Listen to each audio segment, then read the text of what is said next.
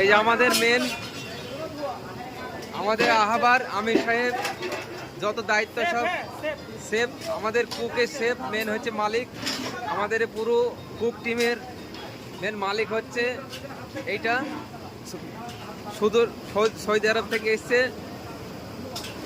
এখন উনি বাংলায় কথা বলতে পারেন না, তাই ওনার সঙ্গে কথা বলা যাচ্ছে না। যাই হোক, আরবিতে কিছু বলবে আমাদের স্টেজে ওঠার পর।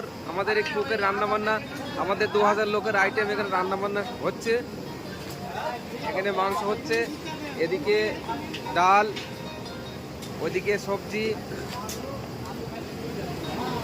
যাই হোক, আমাদের ফুল টিম এসেছে।